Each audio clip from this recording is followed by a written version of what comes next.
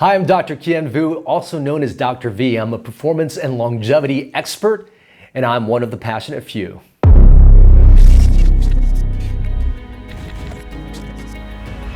What an awesome interview with Omar, and with my 5,000 surgeries I've done over my lifetime, over 14 years of medical experience, I've dialed down what it takes for you to take your health, your performance, everything you want in your life, your energy, for your business, for your relationships to the next level. And if you stay to the very end, I go through 7 of those key points to get you into the Thrive state.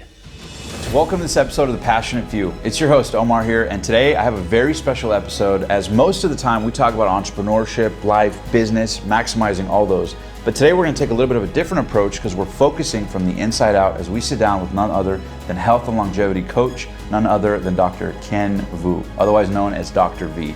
He's going to be talking about how you can thrive and how you can use your health, vitality, and energy to really maximize your life and thrive in your business and every other pursuit you have. So thank you so much for being on the show today, Dr. V. I'm happy to be here. Awesome, man. So I'm excited to make this happen. And I know you just had a proposal to your significant other yesterday, so thanks so much. That's right. Congratulations. Halloween yesterday, her birthday was 2 days before. I was dressed up as Hades from from Descendants, and then I'll show you clips. But yeah, proposed. She said yes. Wow. She's glowing today. I'm glowing today. I love it, man. Yeah. Well, we're honored that you decided to come right after. Back-to-back wins for you. It sounds like. Yeah.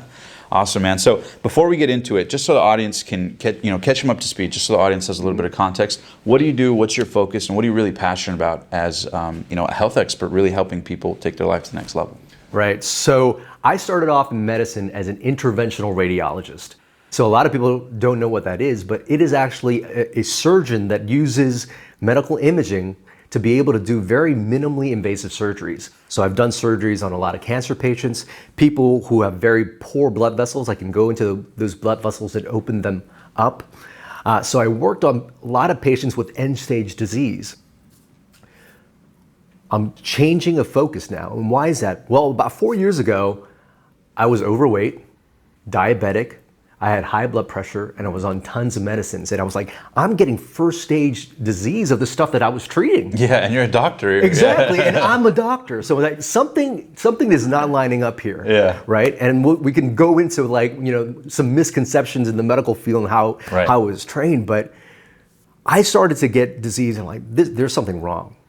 So I had to take a break from what I was doing, really focus on my sleep, my nutrition, all these other things, was able to reverse the diabetes and the high blood pressure. And as I was being able to reverse that, I also noted, hey, my performance and my ability to show up at work, my ability to be able to speak, all these things started to improve. And so then I was thinking, look, we have so many people who are getting chronic disease these days. That doesn't have to happen.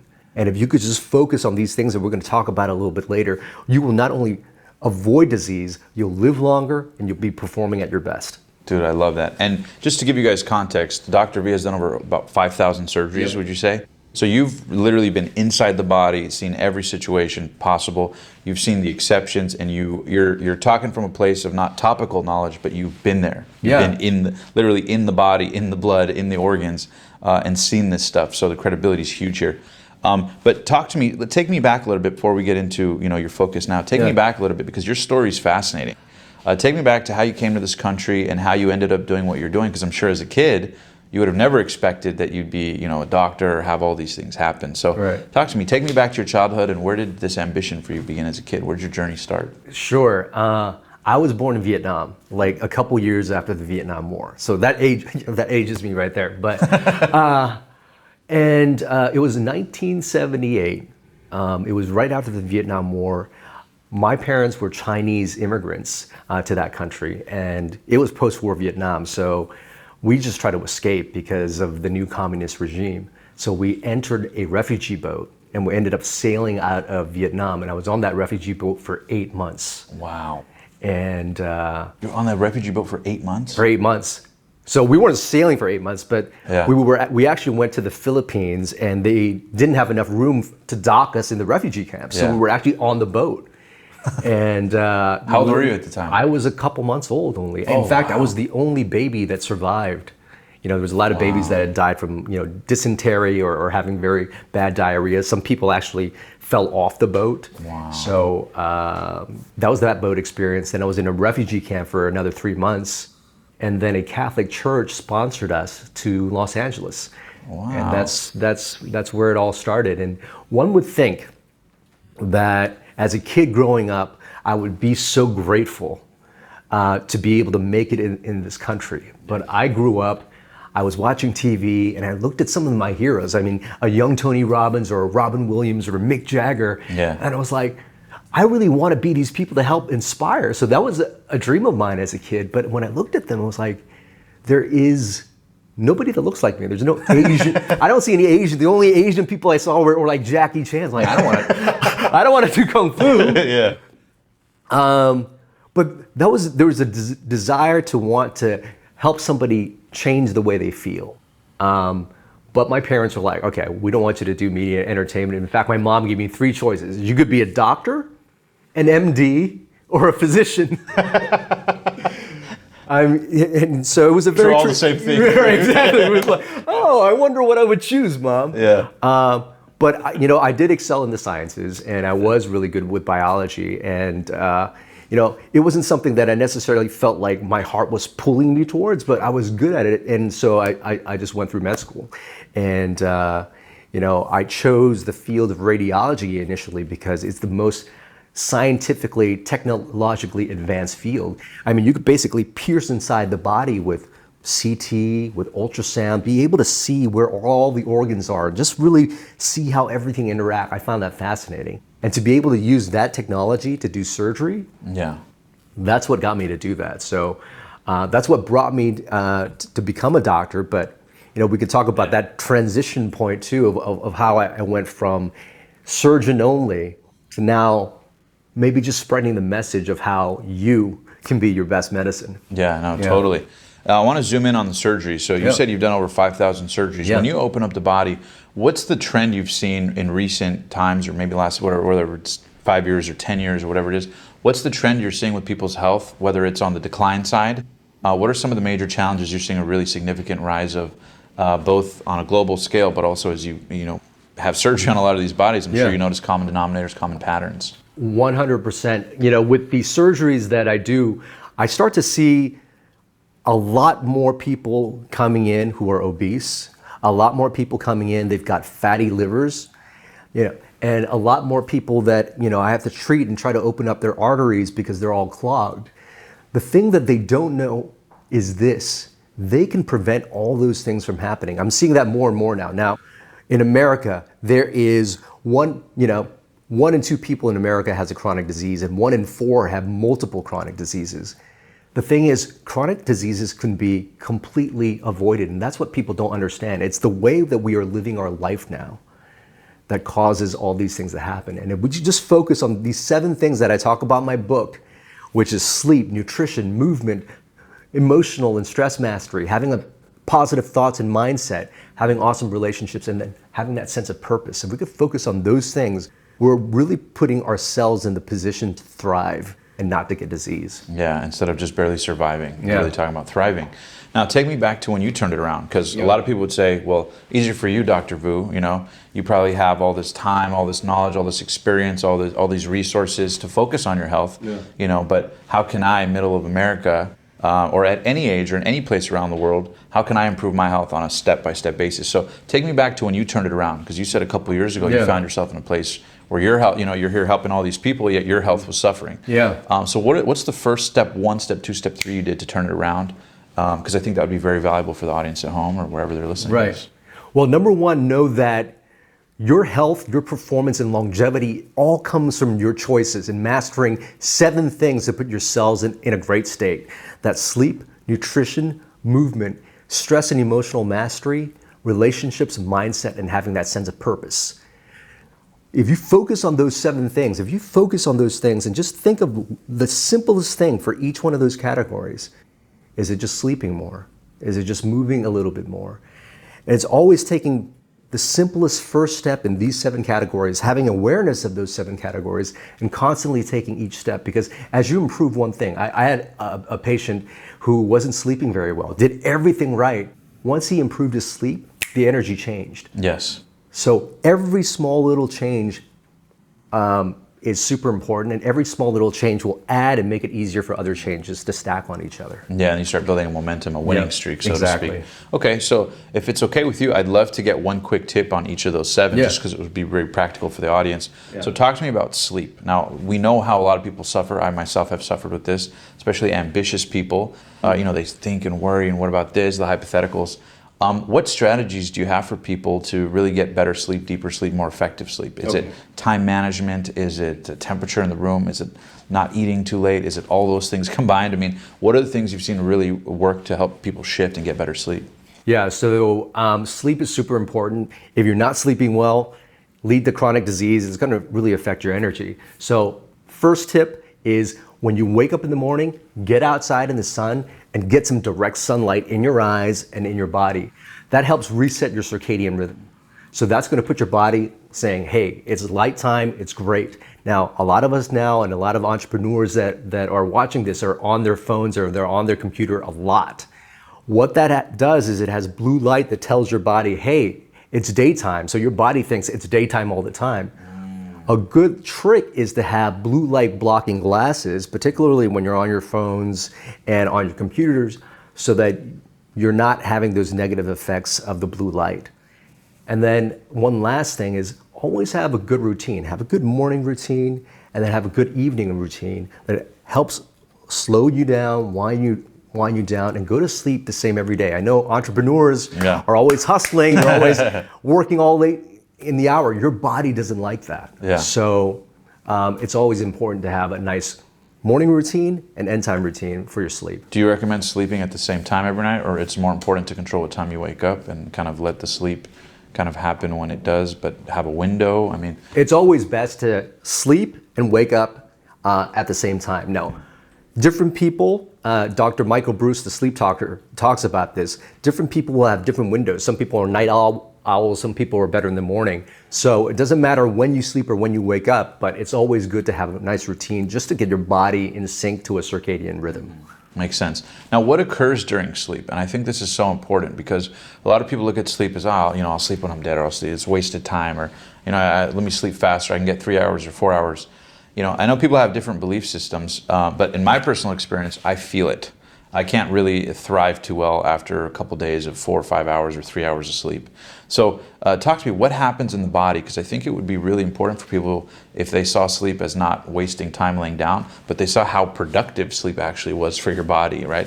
They kind of reversed the paradigm on that. So can you just give some context as to what is happening in the body during sleep and how it actually recharges you? Yeah, sleep is so important because it does do just that. It recharges you. So when you go to sleep, every single process in your body that is rejuvenating, all that happens, okay? You've got, your brain cells have toxic wastes that are secreted. It's actually when you sleep that the flow of that stuff, happens so that you can get rid of the toxic waste in your brain. Sleep is also the time where you increase growth hormone. So when you get your deep sleep, your growth hormone increases. Growth hormone's like the fountain of youth, which is good for all your cells. Keep your skin nice and tight, make sure your heart's pumping well. Yeah. So all those things are benefits. You got to look at sleep as like the ultimate hack for your performance. Yeah. Wow. Would you say that's the most important? Of course, all 7 are very important. Yeah. But would you say that's the foundational one? I would probably say it's super key because I know people who lack that, and everything else. If you're doing, you're like, I'm eating really well. I'm also exercising very well. You're not getting your sleep. You're basically driving with the brakes on. Yeah, I actually heard that too, that if you don't get good sleep, your digestion isn't going to be that good, even if you eat all the right foods. Yeah. Your focus, even if you have all the productivity hacks in the world, the quality of your performance overall dips. So I love that you bring up that point. I think it resonates. Now let's talk about some of the other 6. Yeah. Which would you like to pick next? All right. Well, next would be nutrition. Okay. All right, nutrition is super important. How you eat is going to dictate how you feel. How you feel is going to dictate the actions that we take every day. So if we want health and we want success, we got to make good choices. So nutrition is super important because if you eat processed foods, if you eat sugar, all those things are inflammatory. Inflammatory foods then make your brain not function as well, and you're going to be off as well. So feeling like crap, processed foods. So it's really important, number one, eat whole foods, eat good fats. If you're going to have any sources of meat, try to make sure that you're not eating any industrial meat. Try to go for grass-fed, pasture-raised meat. And I also do a thing called intermittent fasting. And how does that work for you? What's your routine with that? Well, yeah, so intermittent fasting is, you could change it up. Some people fast a day a week. What I do is more called time restricted eating. So I don't have my first meal until like noon or 1 o'clock, and then I have my last meal around 7 o'clock. What that does is it doesn't have your body work so much and pump insulin in your body the entire day. And it really, transitions the energy to be able to just focus on repair, and that your body's not using for digestion all day. So you consciously kind of give big windows of time for your body to take a rest. Yeah. You give it plenty of time to digest. So it's not you're not always just stimulating it with a snack or right. this or that. When you're fasting, it activates something called autophagy. And what that is your body cleaning out all the junk. So when you don't eat for a long time, it allows your body to just recycle the junk so that it can now use that energy for something more useful. So when you talk about fasting, do you mean food fasting or liquid fasting as well, or are you always drinking water and you're just fasting from solids? Yeah, so it's just food fasting. You can drink water during the time. You could also drink things like coffee that has no calories. That won't count against the fast. Or celery juice. There you go. My favorite lately. Okay. And then you also talked about movement. Mm-hmm. Now, this is something I love, especially being from the Tony Robbins world, which kudos to you. I'm a Tony Robbins guy myself. Tony talks about the importance of physiology. Yeah. And I know for me, anytime I get in a funk, even before I film interviews or before anything, I kind of, boom, yes, I get into like a little energetic state, let alone going on a walk or going on a hike or going on a run, what that could do to shift your entire psychology. Yesterday, we sat down with a drug addict that said how he overcame that was like anything, going for a run, going for a walk, going for a swim. So can you talk about just how important movement is and how it affects not just your physical, but your mental performance? 100%. So your mind, your body, and your emotions are all energetically connected to each other. So you'll notice, like Tony would say, if you're feeling very depressed, there's a certain way somebody is moving. Yeah, physiologically. Down, right? Yeah. Physiologically. All those things are always connected. So if you want to make better choices, if you want to make better actions, it's dependent on how you feel. So because mind, body, and emotions are all connected, you could hack each one of those things, right? Mind, body, emotion. So you could either hack your body, move around, right? You move into a state. You're actually tricking your own system to produce feel-good hormones so that you start to feel better, right? So what else does exercise do? Number one, you get the movement out of the way. If you stand in a power pose or just like make a big move, your testosterone levels goes up. So both for men and women, it'll increase your confidence. It'll lower cortisol, which is the stress hormones, just for movement. And we can actually increase cortisol, which is the stress hormone that makes you like negative or puts you in a depressive state, right? Yeah. Even just by physiologically going down, or like, oh my God. Like Tony even talks about, you don't get depressed, you do depression, right? Mm-hmm. You physiologically act it out. So it plays on both sides of the pendulum. I love that. I didn't mean to interject, but I just wanted to share that point so that people realize that they play a conscious role. They're not just stimulated by the external environment. I think a huge misconception that people have is that if something happens in the environment, oh, well, that's why I'm mad, that's why I'm depressed, or they wait for something else outside of them to be happy. But when they take control and they realize that starts with your physiology on the inside, boom, now you're empowered. Now you're not living as a stimulus response, but you're living as the stimulus yourself. That's right. I love that. Anything else about movement that you find is particularly important to share with people that maybe most people You just need to move. So a lot of entrepreneurs out there, they're on their phones, they're in their computer, they're all dialed down. Sitting is the new smoking. So you need to get up. So every 10, 15 minutes, get up, do some squats, do some push-ups. As long as you're moving, you're changing the energy around, you're moving your lymphatic system, so you're getting rid of a lot of the junk. It's important just to move. And how about hydration? I know you talk a lot about this. You had this awesome video on your Instagram about it. How important is hydration, and how dehydrated are most people around the world without even realizing it? Dehydration is a huge problem. Like every single cell, in order for it to communicate with each other, you need fluid for the cells to interact. So that's how your cells interact in your entire body. 70% of your body is made out of fluid, so you need to stay hydrated. So you need to drink at the very least, half your body weight in ounces. Okay, so I weigh about 160. I should be drinking at least 80 ounces of water every day. But people just aren't doing that. They're busy, they're hustling, they're drinking a lot of coffee, which is not bad, but it makes you go pee, and it'll get you dehydrated. So it's really important to have a lot of water on hand, keep yourself dehydrated, because it's gonna have you think, and it's gonna have you move more efficiently. How about Red Bull and Monster? What are your personal thoughts Hell on that? no. So here's the other thing. We'll talk about how I got to disease later on, but it's habits like that. Sometimes when you're just hustling and you want to do that thing so much that you have to stay up for. Red Bull and Monster has tons of sugar, all right? And all those sweetened beverages are not a healthy way to get energy. You'll get that sugar rush and it'll come in, you'll get that sense of energy, and then once the insulin comes to take all that sugar away, you crash and you're gonna want more.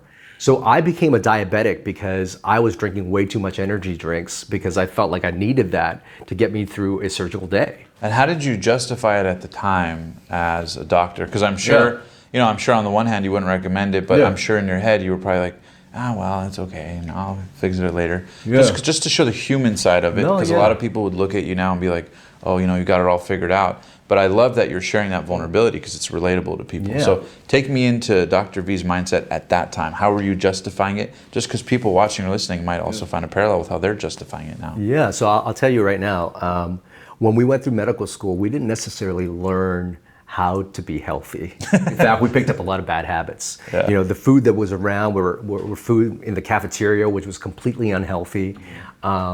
And it was always a stimulus to just try to be awake so you could be there for your patient. So I think the intentions were good. It was just, we didn't know how to develop these healthy habits along the way. So we never really learned, a lot of health and nutrition. So a lot of times you just grab what's available. Hey, this is gonna keep me up. And we didn't understand that these things could be very, very harmful to your body. I mean, you're like, okay, this is a soda, this is probably not good, but whatever, once in a while. Yeah, once in a while, and then they become habits. Yeah, once a day. Exactly. Yeah. And I think for many people, there's a lot of stuff that's out there that's very easy to get. The food industry spends tons and tons of money to make stuff very addictive, in terms of their sodas, to get you hooked on these unnatural foods. And unfortunately, over time, that causes a big problem. And so what I tell people out there is know what's in your food, know if you're being marketed to be stuck to a certain food, because you really need to have the awareness to break free of all those addictions and things like that. Totally. No, I love that. And substitute them for healthier alternatives. So you recommend water. Do you think water can be as hydrating, as energizing as, say, a Red Bull or Monster? Or what do you recommend people to sub those things out or start to wane those out of their diet? Right. So I drink primarily water now. And if I want to spice things up, turn them a little sexy, I'll add a little carbonation. I got a soda stream, right? And it provides a little bit of fizz. And add a little sugar-free taste to that. I'm good. But water is the most hydrating thing. You can do things like coconut water as well. Coconut water is also super hydrating, but I basically avoid all sugars and sodas now. Yeah, and I love that you say the importance of fluid for the cells. One thing I've also learned from Tony is that the health of your cells is really the health of your body, and I'm sure you would agree with that. And a lot of people don't understand that it really comes down to cellular health, like your physical health on the outside. You could think it's bigger organs, but it really starts on a granular level with cells. Can you talk about cells?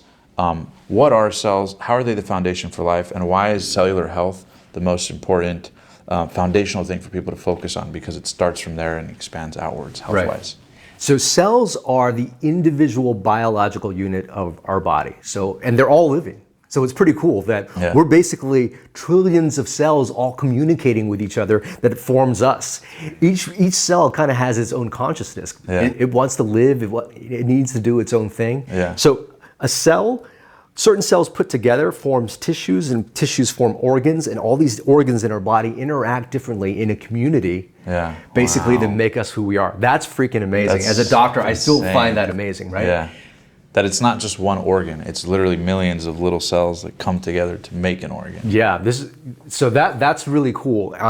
The cells now, why is that so important? So cells form organs, form who we are. So each cell has to perform at its very best, right? For example, you've got lungs, right? It takes in all the oxygen.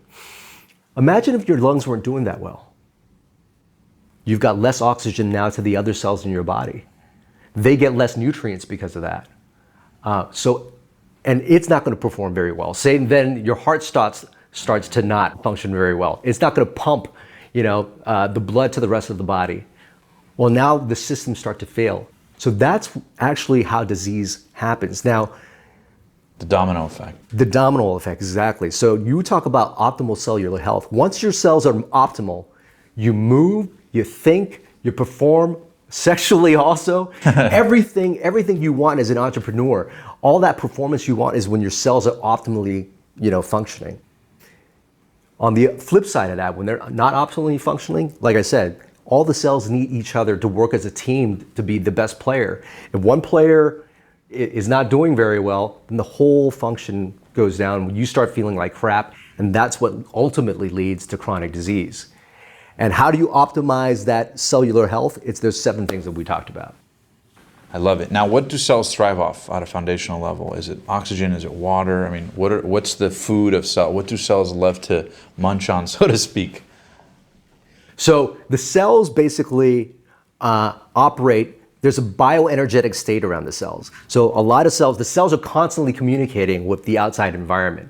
So it's the nutrition that you take in, those 7 things, sleep, nutrition. I'm going to keep repeating it because repetition is the branding iron of knowledge. Sleep, nutrition, movement, stress and emotional mastery, relationship, mindset, and purpose.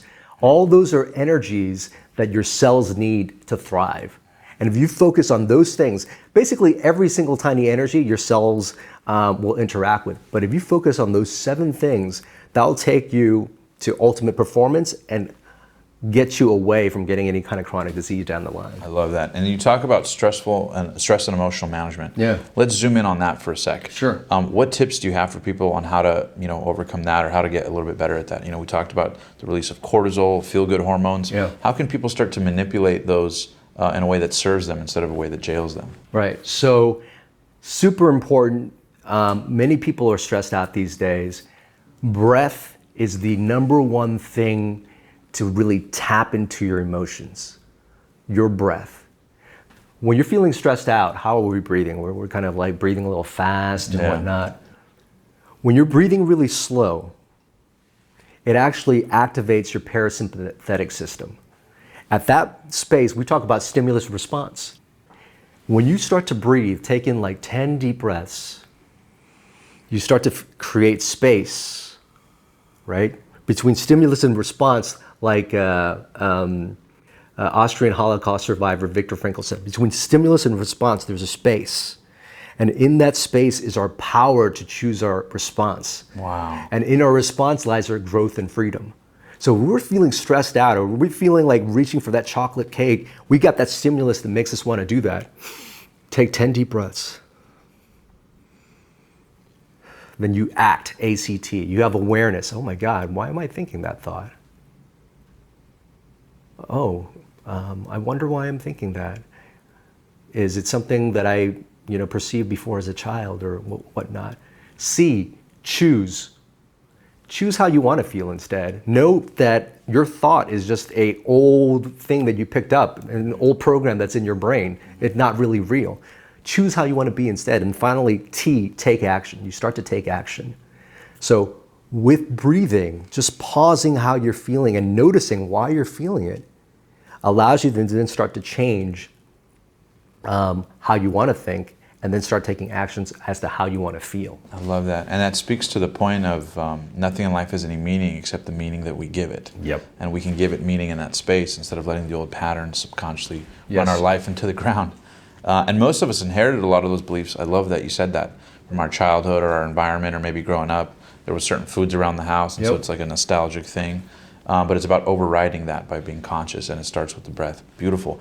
And that leads to the next one of the 7, and that's relationships. Yeah. Because I think those pauses also work. We talked off camera about the power of relationships and learning how to grow and stretch in relationships, and even how sometimes we might think we're so right, but we realize, like Tony says, he goes, is it more important to be loved or to be right? Right, exactly.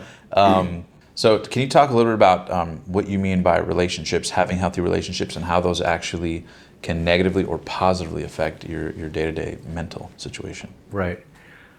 You got to look at your relationships as energy. We're social people. We thrive off of relationships, but there might be certain people that bring out an energy in you that puts you in a stress state, or you're constantly angry. All right. How you feel, like I said, mind, body, emotions are all connected. So if it puts that negative feeling, it's going to start to affect your mind, your thoughts, right? If you start to feel angry, you're going to start to think down a certain path, but it also affects your body, right? When you're in emotions of anger, fear, hate, regret, all those emotions actually increase inflammation and decrease your immunity. So they have a physical impact on the body. It has a physical 100%. It's not just a fleeting emotion that you're feeling. There are consequences that can linger beyond that habit of emotions. Right. Wow. And that constantly talks your body. You're constantly telling your cells you're in the stress state when you're in that emotion. So that's why it's so important. These emotions, how you feel, actually has a biological correlate, that tells your cells how to behave. So, I forget the question you asked now. No, I was saying, how does it affect it? Because, for example, you talked about the breath, right? Yeah. How breath allows you to control, certain decisions or situations in life. But it also leads to relationships, right? 'Cause sometimes you might be upset, or you're in an argument or something. But taking that pause can allow you to, mitigate those situations and actually build healthier communication systems and so forth. So we were talking about relationships and why it's so important. So number one, it carries energy. And the thing is, when we're sitting here, when we're bonding, when I'm leaning towards you, actually when I start to touch you, all these things increase oxytocin. That's the love hormone. The love hormone is also a calming hormone. It'll decrease your blood pressure. It'll help digestion in your gut. And it forms a feeling of bonding. We can get that with each other. We can get that with a pet. We don't get, we'll still get that sense, online if we were in a video, but when we're in person, when we're actually hugging, all those things will increase oxytocin levels. So there's an energy with good, positive relationships that is so important for ourselves, that we need to thrive. Yeah. But it's also important to know that when you have people that you're angry at, or that brings up an emotional charge, all that negative energy is poison to you. It actually has biochemical things. It'll bring up stress hormones, and it'll decrease your immunity. So know that those are poisons. And the best thing to do is learn to understand how to forgive people, right? And that probably has to deal with the breath. You're probably not going to forgive people in a shallow breath, right? Right. Yeah. So it's so important to be able to forgive people, because, you're not forgiving them for the bad actions that they might have done to hurt you. You're forgiving them so that you release yourself of that energy that's actually damaging to your body and your performance. Yeah. What about what's next on the 7? So we got thoughts and mindset. Thoughts and mindset. Right? How you feel, right? Your emotions are basically filtered through your thought and your mindset, right? So if somebody who perceives something a certain way because of how they are will be like, if something bad happens, like, oh, okay, this person had a bad day. I understand. That's okay. Or you take a look, and your mindset is, this is a terrible person, right? And they really tick me off. Yeah. Just that different way of how you perceive things will either put you in an emotional state that is either joy, love, gratitude, all these positive states that will help with your health and performance, or it puts you in the stress state. Right. Right? So we got to understand that no thought is really, really true. You get to hack your own thoughts. So if a thought is causing you to have certain emotions of anger, fear, all these negative emotions, again, stop and breathe. Recognize what thought is there. Recognize that those thoughts are not yours. Right. That's key. The awareness of knowing that thoughts are not yours, but you can create new thoughts and new beliefs that will now change the way you feel. And if you can do that, then you're really driving that positive emotion for you to take better actions and to put yourselves in a thrive state. I love that. And you're controlling your life doing it. I love it. So I think we've covered 6 of 7. Yeah. The last one's purpose. So a lot of people, I used to stress out because you hear all these, you hear Tom Bilyeu, you hear all these motivational guys, you got to find your purpose, you're doing all this stuff. And, sometimes that puts you in a state of, analysis paralysis, like what is my purpose? Yeah, overwhelmed. Yeah.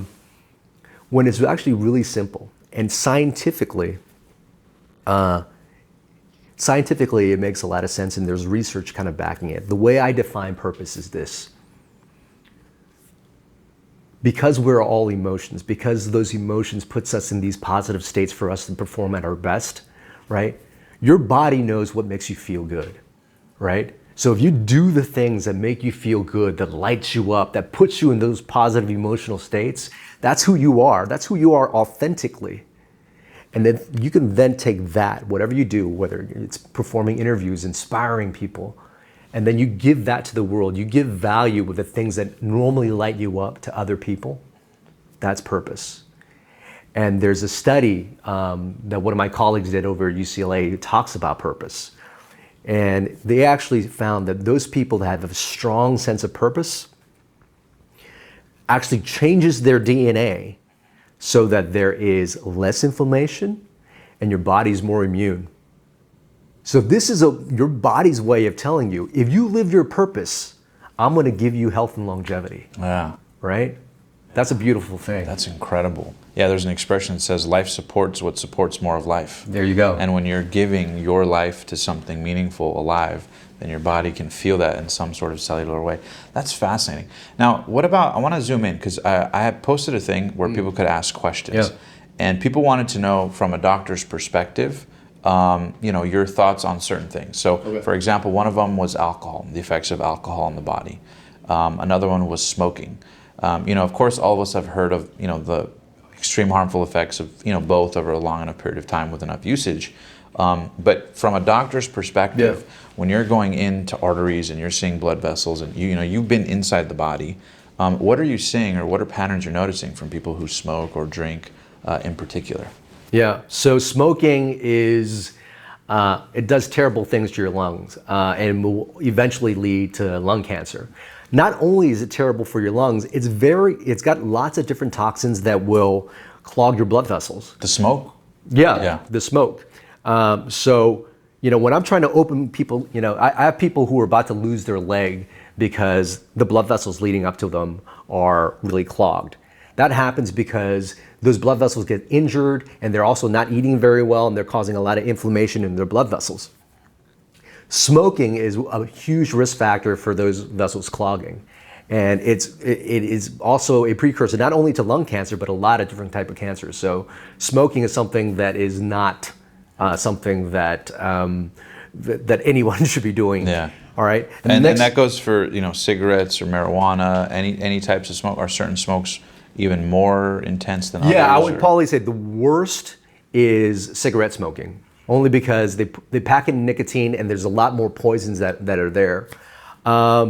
And then down the road, marijuana, could be used to kind of alleviate some stress. So it's actually a medicine that can help some people. So if you're in an indication where you are stressed or you might have some conditions where marijuana is helpful, I can advocate for marijuana.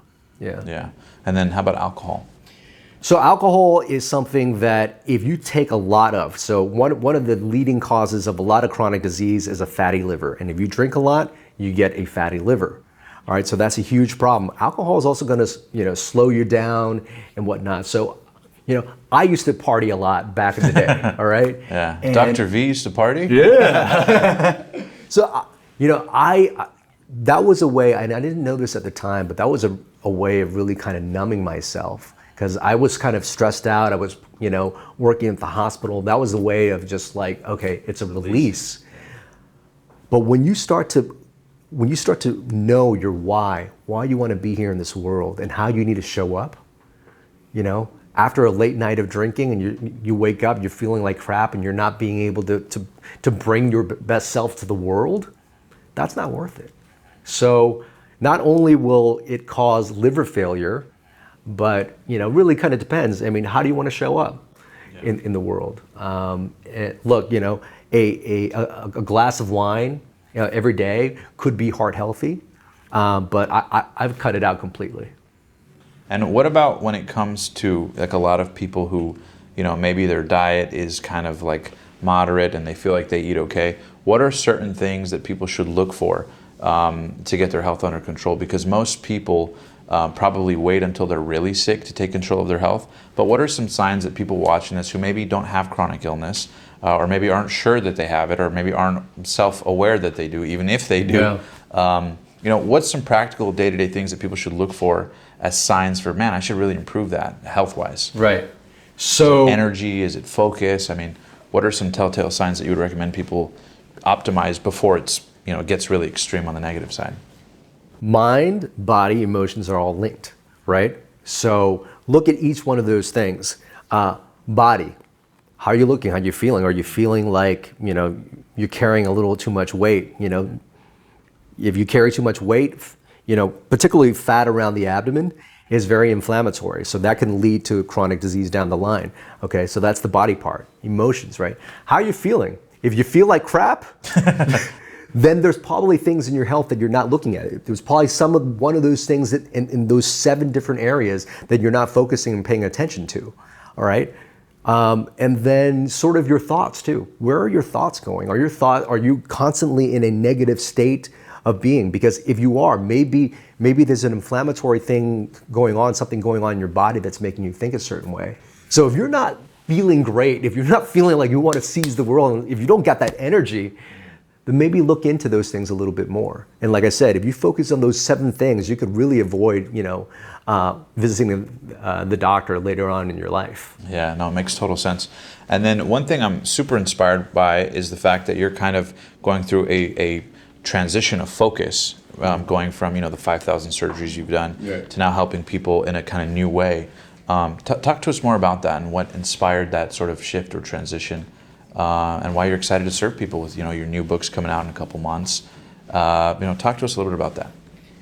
So about 4 years ago, like I might have mentioned before, I was overweight, I was diabetic, I was basically getting all the chronic disease that I had, and it was really not being aligned with who I was and not really focusing on just those lifestyle changes. You know, the Dalai Lama has this quote, and this is what I want all the entrepreneurs to know. The Dalai Lama, when asked what he found most interesting about humanity, he said, man, because he would sacrifice his health in order to make money and then sacrifice his money to recuperate his health. And that's what a lot of my clients now, you know, my concierge clients are successful CEOs, they are celebrities, but they went down this route kind of chasing the thing that they think would make them feel good, right? Like money or whatever that is, but they neglected everything else. Yeah. Right? Classic story, yeah. And they got disease. And that's what so many Americans are going through right now. And that's what I did about 4 years ago.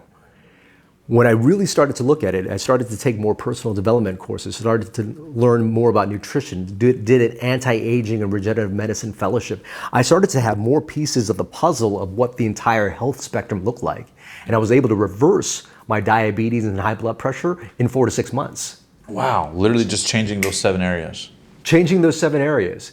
So my cells were in a suboptimal state.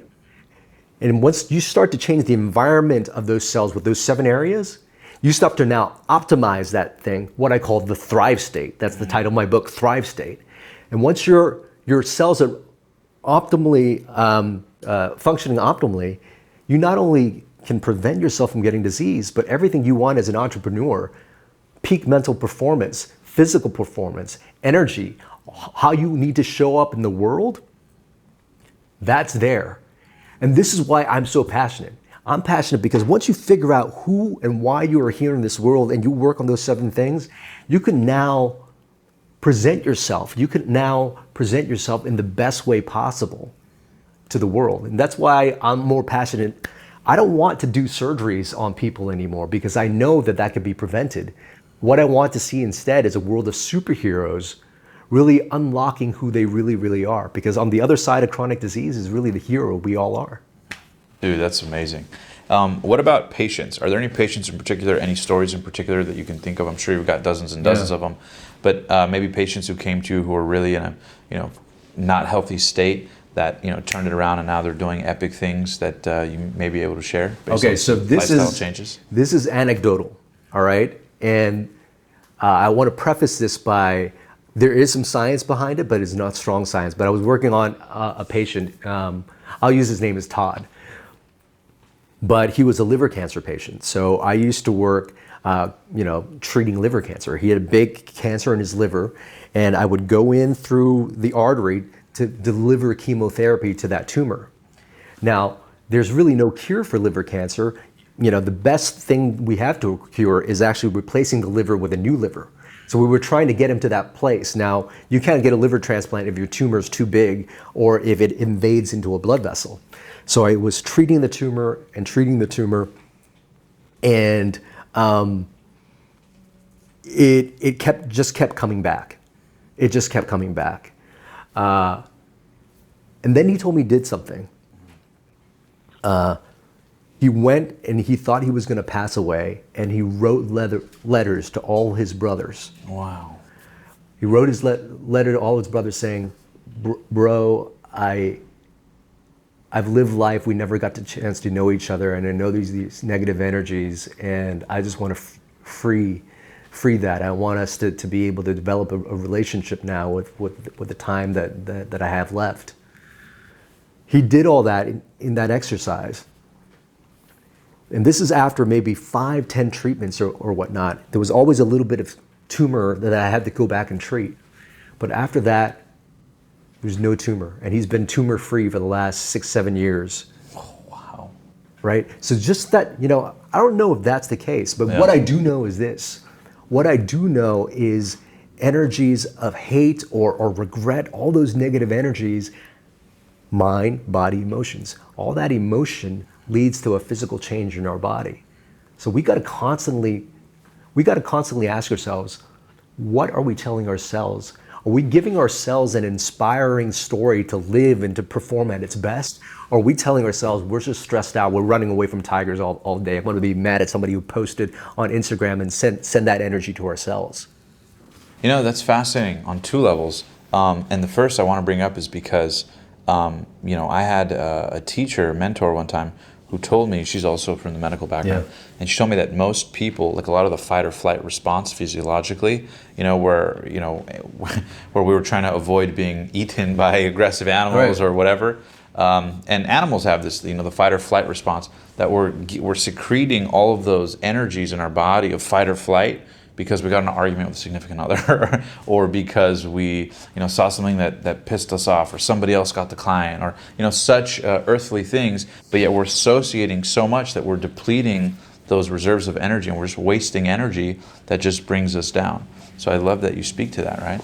So much of chronic disease, the basis of it, of cancer, of high blood pressure, all these things is just a basis of inflammation, a basis of your cell's energetic state being very, very low. And when you say inflammation, what do you mean by that? Because a lot of people hear it, but how does that physiologically show up, just so people can imagine?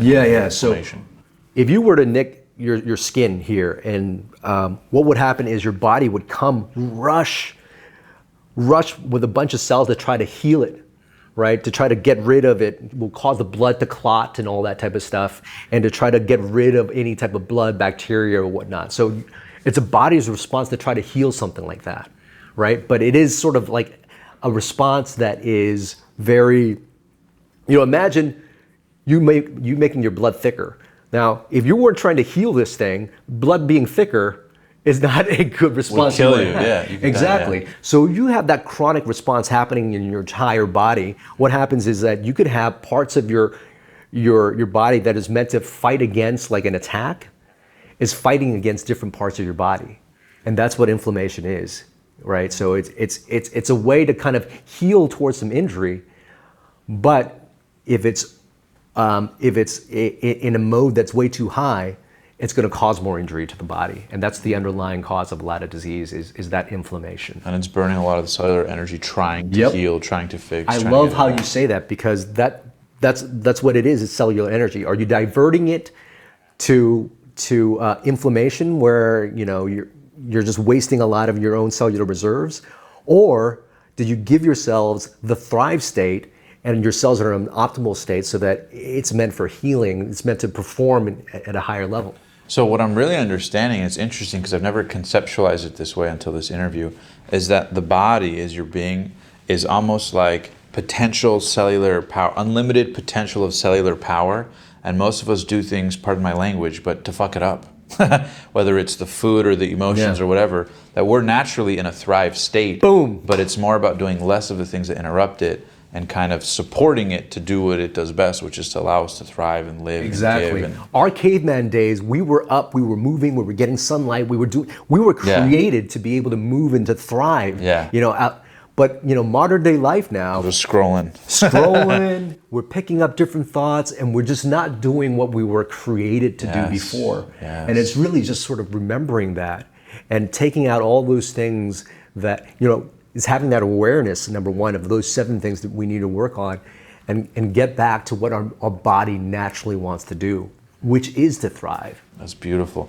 My uncle actually, he got diagnosed with cancer and had it for 18 years. He was in and out of chemo for a couple of years, but it actually went away. And he said that he, in his study, of course, a lot of people who have cancer start reading and learning, trying to, figure out how to get healthy. And he said that there's 3 things that he learned to focus on. He said to have something to do, someone to love that loves you back, and something to look forward to. So if you have something to do that's inspiring, if you have someone that you love that loves you, and you have something to look forward to, you put yourself in a mood where you have something to look forward to. Can you speak to any kind of, and you've already have a little bit, but the kind of maybe patterns you noticed in patients that really have something to look forward to, that fight because there's a compelling vision, versus some that kind of maybe don't have that and just kind of live in the victimhood, and that does more to kill them than the actual disease, right? Can you talk about patterns you've seen like that? Yes. I worked with a lot of cancer patients before, and I started a nonprofit called the Live Again Project, which is really to share the stories of cancer survivors or people going through the cancer experience, just cancer stories in general. And what you'll notice is this: you do have some people who take a look at the experience and say, oh my God, cancer was the gift in my life. Because it really started to make me start to understand what is important. And now they can become more conscious of the life that they want to live. In fact, it was a cancer patient that made me he was a dying patient that made me make some big changes in my life. Wow. Yeah, right. And then there are patients that are constantly, consumed by the diagnosis, and they go down, and that consumption, again, will cause stress hormones that are basically, like we were mentioning before, diverts all your biochemical energy to just inflammation rather than healing. So it is so important to find the empowering context, to change the way you feel about any type of situation, because that's going to, put you towards a state of healing, a state of performance, and whatnot. So I love that. So what I'm really hearing is to be consciously aware of the consequences of your actions on the body, and not just see, for example, if you eat a Snickers bar, not just see it as like, oh, this is a fantastic Snickers, but understand the opportunity cost, so to speak, of compounded decisions, healthy or unhealthy. Right. Can you talk a little bit about, in your own journey, maybe some of the most challenging things to change, just to show the human side of maybe it was you struggled to find a better time to sleep, or you struggled to figure out a better diet, or maybe hacks you figured out, like, oh, for example, for me, I've noticed anchoring my day with a celery juice in the morning and just getting really hydrated in the morning usually sets me up to make better decisions throughout the day, as opposed to waking up not having a plan and just eating something that's super heavy in the morning. So when you turned or made that shift, for people listening who might want to make that shift in their life, what are some of the things you struggled with, and how did you overcome some of the building blocks of those habits? So your environment makes a very, very important role in how you choose to act. So my kitchen before was full of like snacks, junk food, just, cookies and things like that. So all that was available to me, and just having that available just made things very easy to go for. Even if you think, okay, I'm conscious now, I'm not going to touch that thing, but I started to get rid of all that junk. But I remember one time I had Reese's Pieces, just like one left, and everything else was gone. I was like, I don't want to. I don't want to eat. But sometimes that stimulus is there. And when it's so easy to reach for that, you go ahead and reach for that. So you have to create your environment for success. Yeah. So if you want to stick to a certain diet, make sure your house, doesn't have that. Make sure your partner, if you have a partner, they are on board as well. So I think that's very super important. Another thing also is I really started to check my emotions, right? Now that I know the importance of emotions, of guiding whether or not our cells thrive or go into a survive state, when I catch myself in emotions of anger, fear, just stress or whatever, I always stop and do those 10 breaths, 10 deep breaths, tap into that parasympathetic state and say, okay, am I being chased by a saber-toothed tiger right now? Mm-hmm. Am I falling off a 10-story building right now? And if the answer is no, then there's no reason to be stressed out. There is always a reason to be able to choose to go, oh my God, I am breathing right now. And I'm getting to experience this growth of life. And as a doc, going through, there's a lot of challenges with speaking to patients and making the business work and balancing all these different things. But to be able to just pause and recognize there is no necessary, unless you are being chased by a saber-toothed tiger, there's really no need to be in those emotional states. And if you can actually hack into that a little bit more, be a little bit more conscious about how you feel, that should dictate how you move in life. Now, on a practical side, for example, what are some habits that you shifted that maybe were challenging for you to shift? Is there any in particular, or were they all pretty challenging? Well, initially it was sleep. I had a crazy work schedule, and I was trying to prepare for the next day and coming home late, and that was something that just needed to stop. So I used to work full time in a private practice where I was doing that, and then I decided to take a leap. I said, hey, you know what? I need to focus on my health. I'm going to do the surgeries only part time now, and that changed a lot. So really understanding that you have a choice in each one of these situations. And I think the easiest thing also when you're starting to deal with habits is pick the ones that are easy to do. And like you were saying before, stack them with something you already do. Like you do your celery juice in the morning, that's stacked, and now that's a part of your day. Mm-hmm. So exactly. Do the easy things first, and then stack them with stuff that you're already doing. Like every time you go to the bathroom, maybe, or whatever, this might be funny. Every time you go to the bathroom, stop and do 15 push-ups and turn that into a habit or something. Yeah, that's interesting. I actually do a Pomodoro technique. I don't know if you're familiar with Pomodoro. It's a productivity hack where it's like 25 minutes of focus. You can stretch out the time, and you have 5-minute breaks. So my 5-minute breaks, I'll do squats or I'll lift a weight, just something to physiologically engage me, but also I use that as a break. Mm-hmm. Instead of looking as a break to grab a Red Bull or chocolate or sleep or get on your phone and get stuck scrolling, I kind of use that break time as a short little workout thing. Yeah. So I totally get what you mean. Okay, I wanted to ask you this, and this is probably something that I think a lot of people struggle with. And they say, I want to improve my sleep. I want to improve my nutrition. I want to improve my focus, my movement, my relationships. I want to improve all 7 areas, Dr. Vu. Where do I start, right? Where do I start? Do I start with sleep? Do I start by taking inventory, writing down a list of maybe what I am eating? I mean, in the myriad of things going on in most people's lives, a lot of people get overwhelmed. And if there's anything, that I know, it's that complexity is the enemy of execution. Mm-hmm, yeah. So what's a simple, practical, step-by-step thing that you would recommend to people who are listening or watching right now, maybe taking notes, which I encourage you guys to do, that people could do? What are maybe a step 1, 2, 3, so they can take inventory and start to make some shifts? Okay, step 1, pre-order my book Thrive State, because then you actually have the blueprint, because Thrive State is really the blueprint of all those 7 things. So having the awareness of all those 7 things, and I give people practical tips for each one. Now everybody's going to have a little different blueprint. No one's going to have the same thing. So once you have that down, with each one of those categories, just list all the things that you're doing right now in your life you want to get rid of. What are all the things that you could possibly do to improve that area in your life? All right, and you take a look at the entire list that you got. You're like, oh my God, this is super overwhelming. This sucks. Take that list, circle the give me easy ones to do. All right? Once you pick out the easy ones that you could just swap out for, that's easy for you to do, you're going to start to notice a change in your body, right? And the thing is, all those 7 things are energetically tied together. So if you just start sleeping better, you're going to have more energy to exercise. Energy to exercise is going to change your mood and emotions, which makes you in state to take better action so you could live on your purpose. So all those things are energetically tied together, right? They all talk to your cells in forms of hormones and cell mediators. So once you start to pick off just one thing, just know that it's going to start a ripple cascade. And from there, you can stack. So what stops people the most is they see the overwhelm of so many different things that they have to do, and it's hard to keep track. But once you've got that list, then come up with a game plan. Simple things.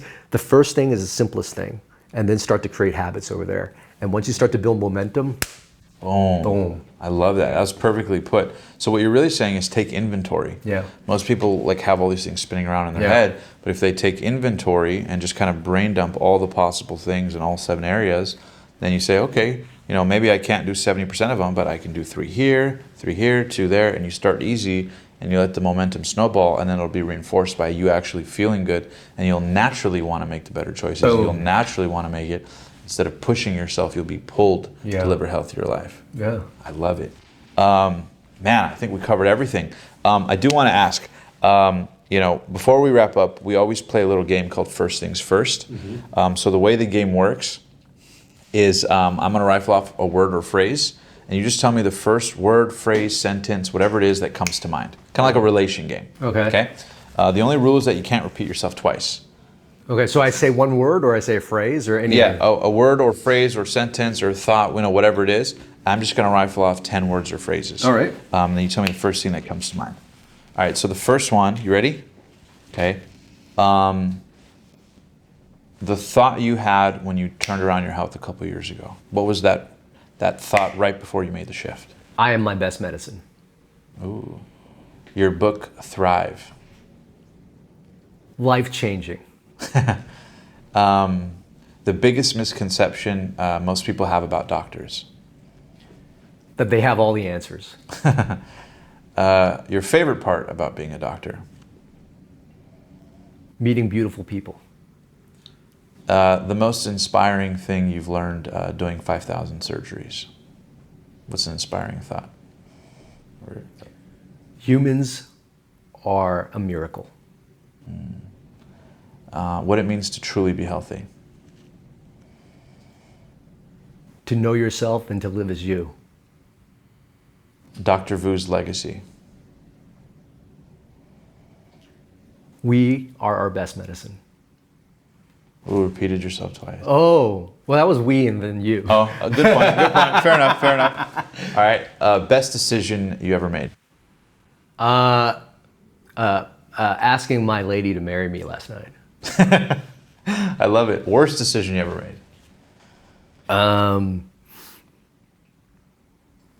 Buying, it's buying something. Maybe buying my first Porsche. I love how you said first, because there's so many after that. And then the last one.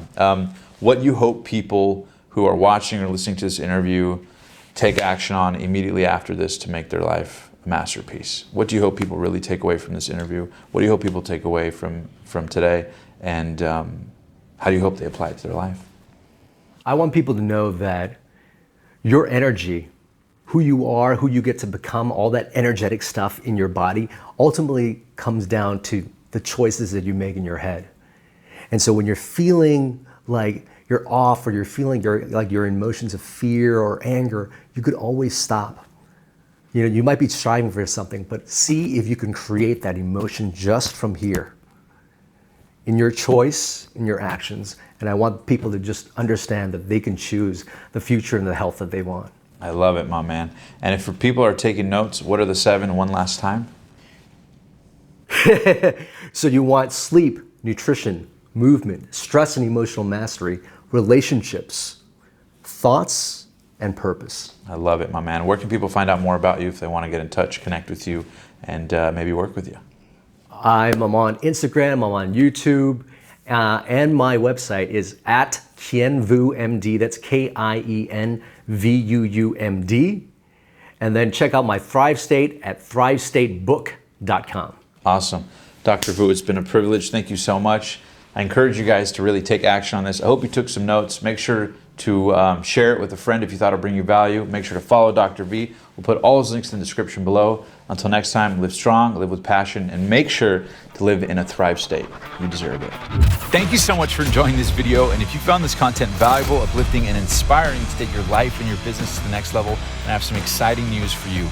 Because the Passionate Few Academy officially launched our brand new on-demand training that you can access absolutely free at www.tpfacademy.com. Right there, you'll learn the #1 way to grow your personal brand or business brand online fast. The same way I've learned from interviewing some of the most successful people on the planet right here on the show who've done exactly that. So again, don't forget to check it out, www.tpfacademy.com. I promise you'll be blown away. And also, don't forget, there's 3 ways you can connect with me further. #1, you can text me absolutely free at the number on the screen right now and send me your most pressing life, business, or branding question, and I'll get back to you as soon as I can. #2, if you'd like to be interviewed on the show, you can actually apply right now in the description below and apply to share your incredible story, brand, or business right here with an audience of potentially millions of people, the same way we've helped experts, entrepreneurs, and authors just like you. And don't forget, that opportunity comes with the ability to partner with us and help feed 1 million people through our partnership with Feeding America. Again, you can click the link in the description below titled Interview Application to find out more. And last but not least, #3, if you'd like to get consulting from our team and work with you to help you grow your personal brand or business brand, no matter what industry you're in, we can do that by simply filling out the questionnaire in the description below titled Consulting Application. And if our team thinks that you'd be a great fit, who knows, you may just be invited to work with us to help you take your business to the next level. All right, that's it. Thank you so much for enjoying this video. Make sure to smash that subscribe button, turn on post notifications so you never miss an episode. And until next time, live strong, live with passion, and I'll see you in the next inspiring video.